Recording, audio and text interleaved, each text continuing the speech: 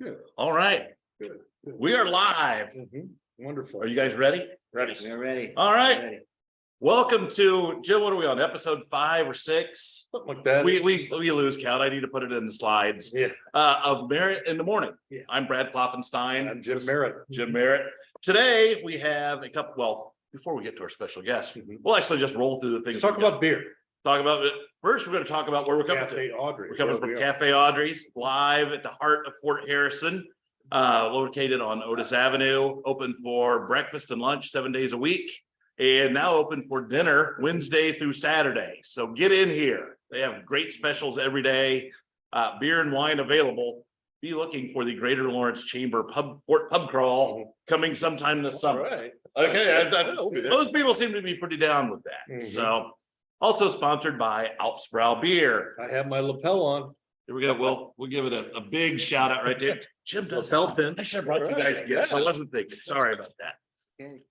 So thank you for watching Merritt in the morning. Now let me get rid of this and you can see us. Here we go. So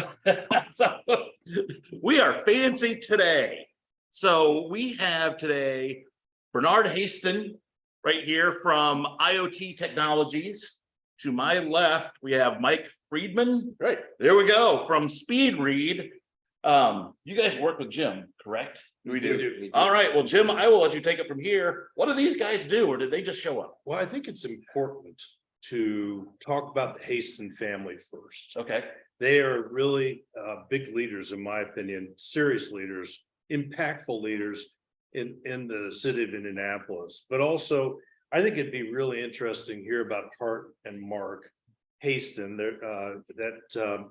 Really the leaders of the family and how they got here, how they immigrated from Eastern Europe, Poland, Ukraine, that area. That area, yes. And talk a little bit about the Nazis coming.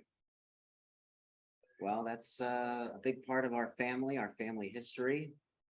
Our family, both on my dad and uncle's side and on my mom's side, we're all survivors. We survived the atrocities of what happened in Eastern Europe, Germany, Poland, Romania, and Hungary.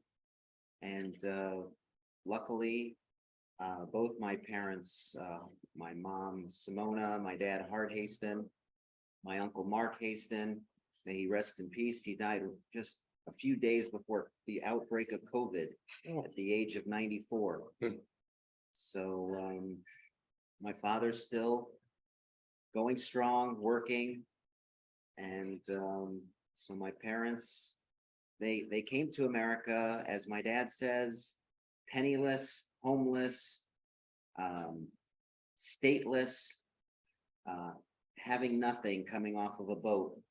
But instead of getting off the boat in New York, they were told that New York was closed. So they had to go somewhere else. They ended up in Minneapolis, Minnesota, my dad and my grandparents. oh, the port of Minneapolis. So they were sent to trains in New York and said, go on across the country. That's kind of weird. It's like, we just tried to avoid the trains, and now here we are. Getting back. Might not be an upgrade. So, from Minneapolis, luckily, my father, when he was finally working and trying to make a living, was actually working for a company that asked him to transfer to Indianapolis. So my claim to fame, my personal claim to fame, is I'm the first family member born and raised in the state of Indiana. I'm a Hoosier, true-blooded Hoosier, and very proud of it. Well, and the Hasten family has played a role in so many different ways in Indianapolis, in education, exercise with the Jewish Community Center, where you played a role, and really one of the foundational parts of Indianapolis. And I'm very proud to know your family. And you have a company by name of IoT Technologies. And let's talk a little bit about that, because you and I have talked many times about the idea of efficiency, about the idea of saving water, what that means, and as well as utilities having the the forethought and the energy and the passion for a better community and for people to get to pay for exactly what they use in the way of water. And you have a meter that can offer lots of great things for cities. Exactly. Mhm. I want to step back for 1 second. Okay. You talked about the family, and I'll get into IoT, but when my family came to Indianapolis, my dad and uncle decided to be in business by themselves, started in the nursing home business. And that evolved into real estate. That also evolved into banking. So my family was in the banking and real estate business mostly. But where the company or the family expanded the company was in, we invested in Israel and cable television. And that's really the beginnings of what IoT Technologies is. We got involved in a cable TV system in Israel, selling out, and then our second investment was actually identifying this technology. And what you were mentioning before, that the family got involved in is a company that developed and really spearheaded automated meter reading. In the country of Israel, where water is precious, they developed a system where they did not need meter readers to run and read meters and analyze what's going on in the water utility. Instead, this company in the mid-90s, in 1993, 94, 95, developed a wireless automated meter reading system. And when I saw it first in 1997, I was blown away with the full analytics of truly in a municipality of 6,000 water meters. The entire utility was run by 3 people. And they were monitoring every drop of water coming in from the national water carrier into this municipality. And those 3 people had the tools with the technology they developed, not only to read the meter, analyze what's going on in terms of leakage, in terms of night flow analysis, day flow analysis, what exactly is going on. And I can even be as specific as when someone would flush a toilet at 2 o'clock in the morning, it would register in the system the next day and they would see. I mean, it's Sounds kind of big brotherish to me, Bernard. Very, very big brother. You're absolutely right. But with those kind of tools, with the natural resource of water, they really identify who is using what, when, and how much they can charge. And that way, they actually lowered the cost, the whole operational cost, once everything was installed, to really monitor and manage the water consumption. Now, Bernard, I am a Yes. meter reader layman. Okay, So so to perfect. put this in perspective, you say it was a municipality of 6,000 customers. Yes. It was being run by 3 people. How many people previously would it take to operate that, read the meters, collect all that data, send out bills? So before the technology implementation, they had, I believe, 8 or 9 people between full-time and part-time. And the way it had to be done in Israel was they absolutely had to read the meters within that 30-day period and take care of any issues or problems, identify things that were going wrong in the systems. And the purpose is not to get rid of people. Sorry if you could. No. I am with meter reading, but the savings that they had in their water flow, and everyone knew that it was being monitored, they used less, and they were able to conserve. But also the software analytics automatically identified for them the problem. So when the employees, the 3 people came in the morning, they could see what was going on over the last 24 hours. So they would know if 805 Elm Street is suddenly using 10 times their normal water. That's an Exactly. indication that there's a Brain break. break. Yes, something. Some type of problem between the home and the infrastructure of the city. They could identify it and pinpoint where the problem was. So now, is there a proximity that you have to be within the meter to get the feed So, you know, Yes. does somebody have to drive by, walk by, or can you have a tower in the center of town and Great it'll pick question. everybody up? Great question. So it was not drive-by or walk-by. Mhm, They put in the infrastructure in the municipality with what we call a data collector. mhm. And they had wireless, what we call power boosters or repeaters. And they had a handful of those in difficult or more difficult areas of the city to get the signals. But once the signal was captured, it was the transmission of the repeaters that would make sure that everything checked in. And that's Okay. the first step, is putting in the infrastructure. That's actually the old way of doing it now. In the evolution of meter reading, we have developed our newest system, and it's all cellular. And the newest technology that we have right now today doesn't need any data collectors, repeaters. It just needs to make sure you have cell phone communication. So it's like your cell phone connecting to the meter, and you can read it 24/7, any time of day that you want. You can call it, but it also sends you a signal, sends you a call or an alert if something else is going on. And it's really stepped up in the, like I said, the evolution of meter reading to get to a point where you don't need any infrastructure. I don't need to install anything.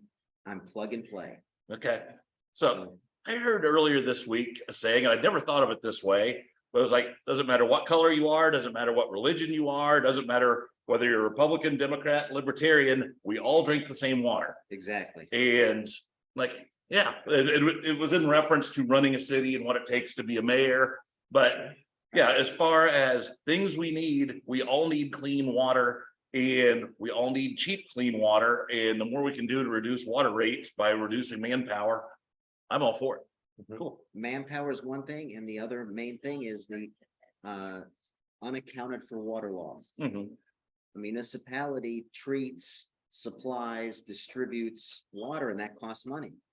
And if some of it is lost, that it can't be billed out, it's lost in the infrastructure, it's lost in the community, you don't know where it went, you can't bill it out. So if the municipality is only billing out 80%, Mhm. that's all they can do. However, when you put in systems like ours, and in that first municipality, one of the biggest items that really got our interest in terms of making an investment was the unaccounted for water loss. Unaccounted for water loss in the first months of the installation dropped from 25% down to below 5%. So the municipality was earning a lot more revenue, and that's how it paid for its system over just a few short years. Now, is that system proactive to where if somebody suddenly has a spike, just somebody make a phone call and say, hey, do you guys leave a hose on or something? That's what you can do. Okay. That's exactly that. An exact example is just like that. Mhm. The three people working in the office, the one lady who's in charge of customer calls, if someone would call in and dispute the bill or think that, oh, the water cost or the usage was too high, you have the data on they had it on their fingertips.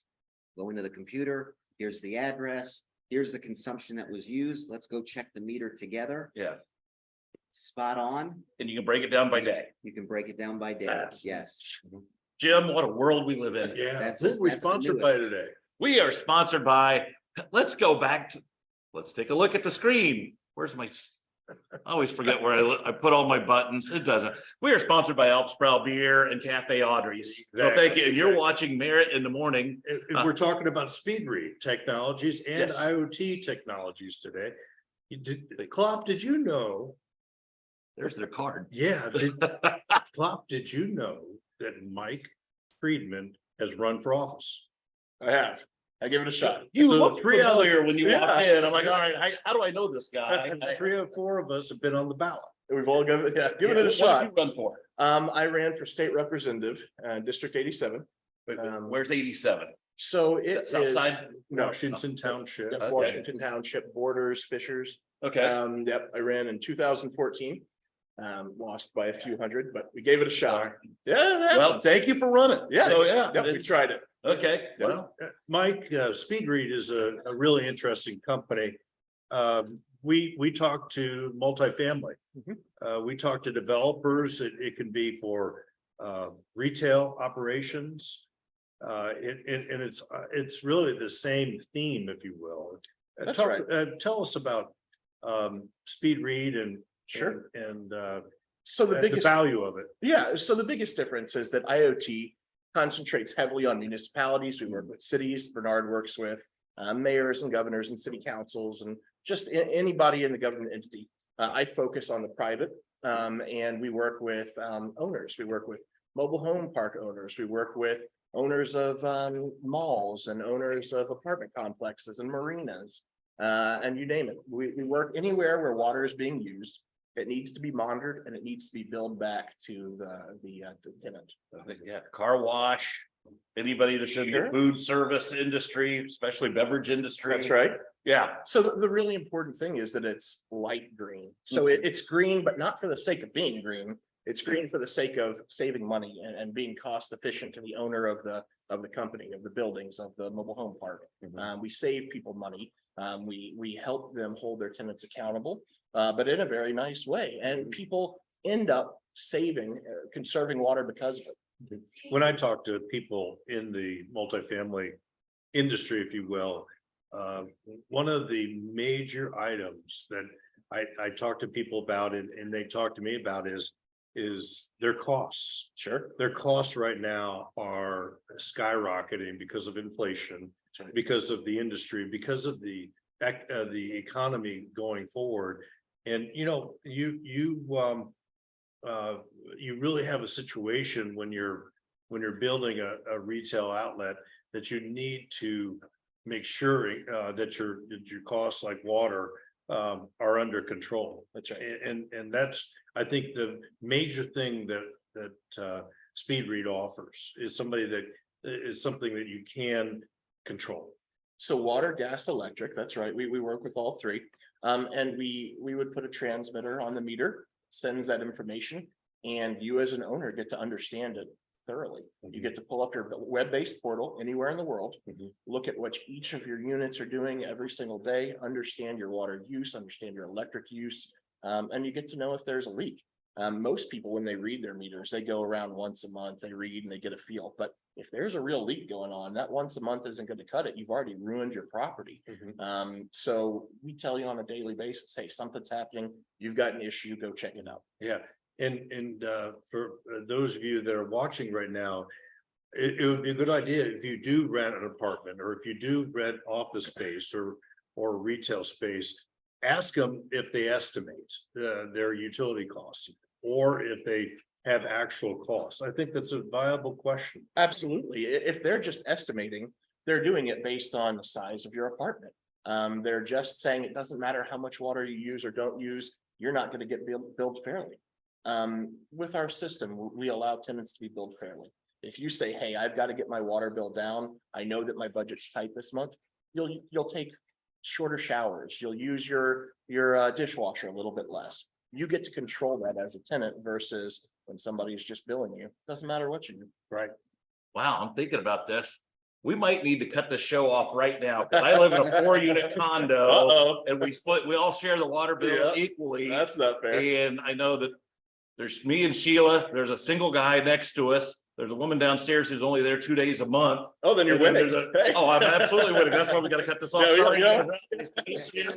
Instead of one shower a week, take 5 and 7. Hour-long showers, you're fine, doesn't matter. Doesn't matter. Yeah, But for the other tenants in your, don't listen to this. thank God they don't pay any attention to me. Okay, good. Perfect. So Exactly. let me ask, so you guys are in the water space. Obviously, Central Indiana is kind of the Saudi Arabia of fresh water where we get more than enough. Most parts of the country and the world do not have that luxury. Sure. The democratization of water and water as a finite resource, how big of an issue is that going to be in the future? Especially, some of the really big parts of the country that are growing, Texas, Arizona, not so much Southern California anymore, but those are all pretty arid areas. Right. Is there going to be price spikes? Where do you see water going and the price of water going in the future? It's only going up. It's a natural resource. but is a limited supply. So when you talk about places like Texas or California, Arizona, they're running out of water. Droughts are commonplace. And yet some of those areas in those states are still not going quickly enough to really conserve and save. They talk about it, cutting back on water usage, etc., but they're not implementing the tools that we have that's out there in the industry. They're not doing it, and they're not doing it very quickly. The water utility space happens to be a very slow and very restrictive to change. This is how I've been doing it. This is how I read it. This is it. And I'm talking about all 50 states. Yeah. And that mindset has to change. In some areas, it's changing faster, but it's still very, very slow. A slow process. Yes, Indiana has a lot. Water is, thank God, in good supply here. Also, northern Indiana, you have Lake Michigan, Chicago, the Midwest, we're okay. Yeah. But it's not going to be that way forever. We have to start implementing those changes in the way we're doing things. We have to do it quickly. One other thing to add in the sub-metering space in Mike's world, there are 50 states, and there are 50 states with 50 different ways of doing it. And you brought up Texas before. Texas, all new construction of multifamily or multi-tenant spaces, you have to put in meters. How to read those meters, you have to figure out. But they've already advanced legislation to implement the rules for sub-metering. Indiana hasn't done a thing. It's open, it's fair game. You can do whatever you want. You can do it. You don't have to do it. A lot of people are not doing it here. And hopefully that'll change. Hopefully people's philosophies will change, that it should be implemented. It's the right thing to do. We talk about multifamily, but retail. Yesterday, Mike and I, we were in Columbus, Ohio, looking at a multi-tenant mixed-use property.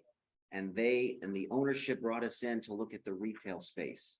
They asked us to locate and it's for water and for electric, that they have to bill back to the tenants. Everyone's getting an estimate right now. And I was in a restaurant yesterday and there was a water leak. Yeah. And it didn't matter. Just like you were saying about it didn't matter. If everyone's paying a percentage of what they're using, didn't matter. I found a leak and I said to the manager of the restaurant, you have a leak there. He says, yeah, it's been going on for quite some time. I told the management that they need to fix my water leak, and I know it's my responsibility, just haven't done it yet. It just doesn't matter. So he didn't know I was coming in maybe to put a meter on his space and have a technology to read his meter so that he would be accountable. He was, and then he woke up and said, yeah, we should really get to that so we can save water. It's just going through the drain. Right. Yeah. So Bernard, you in the public realm, and Mike, you in the private realm, of the places where you've installed your technology, Yeah. what's typical savings or average savings? And is there a difference between the public and private? There's a major difference. In public, the savings isn't really what you're going for. It's people are getting billed back no matter what. And that happens. And that's what utility companies, that's how they survive. Yeah. They bill you back. In the public, that's where you see a real return on investment. And depending on your current situation and how you bill, we've seen return on investment under a year. Typically, we're 18 months to 2 years. And if you've already got meters and you're trying to read them, maybe even a little bit longer than that, because the biggest problem if you already have meters but don't have our technology on them is human error and laziness. People forget to go bill, so they just make up a number, and that costs that costs owners a lot, because at the end of the day you have to pay your utility bill. You're paying for your entire complex, but it's your responsibility to get the tenants to pay you back. So cost savings is incredible for an owner. For what I do, the money that you bring back, the revenue that you can recapture, so to speak, is unbelievable. It's huge. So, It's a game changer. But as far as savings, average savings amount or reduced usage, what do you guys see? We see 10 to 20%. I mean, Okay. people start looking at it and understanding the bill and recognizing that they're responsible for it. So water conservation is a huge part of what we do. Yeah. When people recognize, it's easy to forget about when we have this busy daily life. It's really easy to forget. When this business started, my family was in the apartment business, so we sub-metered our entire portfolio at the very beginning of setting up Speed Read Technologies here in Indianapolis. We saw savings anywhere from 15 to 30%. The only loser, and I don't mean to say this in a not nice way, was the utility. For our apartment complexes that dropped their consumption to 30%, Yeah. we were spending less to the city utility, Indianapolis Water back then. And I actually took a phone call in the management side of our business, the real estate business, and they wanted to know what was going on because they saw such a drop. And the person from Indianapolis Water I was talking to said, you know, we're not going to hit our budget at your property. And I was like, well, that's great. Yes, exactly. Your budget is not my problem. At that property alone, we saved 1.75 million gallons of water usage at the property from the year before to the year after. That's amazing. That equated That's to real. Yeah. almost That's real. $20,000 in our pocket. But if you think of climate change, environmentalists, they should love this. This is real savings. You can see it, you can quantify it, and you can analyze it. And thank God more people are doing it. So Jim, With the developers, the owners of these Mhm. apartment complexes. They can probably get their return on investment within 24 months, 2 years. And then it's just what they say is gravy. And so it's an inexpensive way to save water, but also serve your tenants. Jim, somebody who was in the utility regulatory space Mhm. for a while, were you ever in a position to just look somebody in the eye and say, your profits are not my problem? Yeah, sure. But we did that all the time. Serving as the chairman of the Senate Utility Committee I was chairman for 16 years. I did talk to utilities about customer service, about delivering a service that was reliable and dependable, as well as the idea that it wasn't really government's business to ensure a return, and any government official should behave that way. And utilities are not a government service; it's a business, and so you have to understand they have their costs, but they also have to deliver. Right.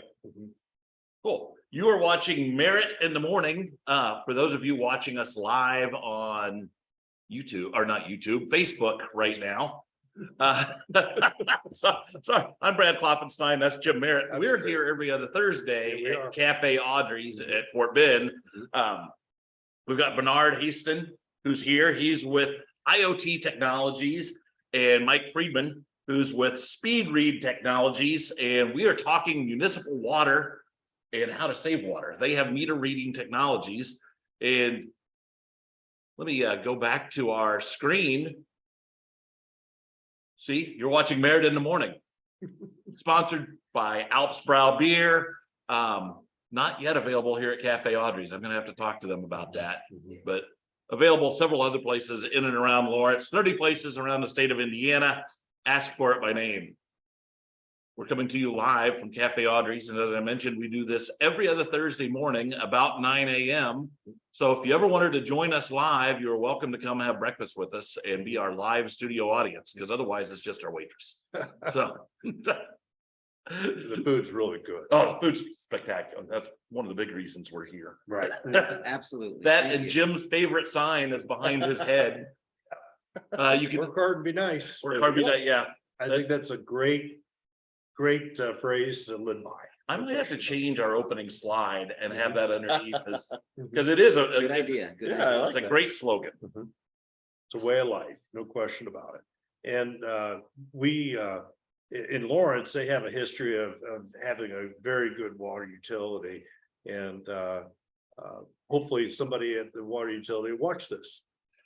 We could get Scott to come on We and could get Scott. talk water utility. So That could be interesting. Yeah. So I assume you guys know Scott, Salisbury. I Scott's was also- blanking on his last He's been name. there a long time. Yeah. He's a very good man. He really He's is. a water savant. He is an expert, no question about it, no question about it. Anyway, we've talked with Bernard about his family history, the two companies that are sisters, and we've really appreciated your taking your time Thank you for having us. to be with Appreciate it. us today. And you know, when you think about water as a resource, we've got to conserve. And being a conservative, it's right in my spot, right in my wheelhouse. And we're very much appreciative. Brad, it's another week gone by, I love it. a couple weeks So, from now. Hey, I'm wearing shorts today. Are you Spring really? is finally here, Yeah, so. it is. No, I want to ask our panel here, since you guys are experts, for the average consumer, what are a couple things that they can do to help reduce their water bill? Short of buying your technology, which they should. Well, so we don't sell to consumers, but makes a lot of good sense to take shorter showers, understand the water use, don't leave your faucets on. All of the just normal common sense things that you can do can really help reduce and save. And it can bring your water bill down. Also, when you get a water bill, check for a little red E next to it. If there's a little red E on your water bill, that means that the water company's estimating your water, and they can do that. In Indiana, they can do it for 6 months. So if they're doing that, you may be getting overbilled. Call your water company and say, I need real reads. I don't want to be estimated anymore. Very good. Bernard, any parting thoughts? No parting thoughts, just be good conservationists and help save our natural resources. Wonderful. Well, thank you both for joining us. Jim, it's a pleasure. Thank you. Every other week. Thank you all for watching. If you're on Facebook, this will be available on our YouTube channel and our Merritt in the Morning Facebook page here in about an hour. So thank you very much for watching. Once again, thank you to Café Audrey's here at Fort Bend. Thank you to Alps Brow Beer. We will see you all again in 2 weeks. Have a nice week. Thank you. Thank you.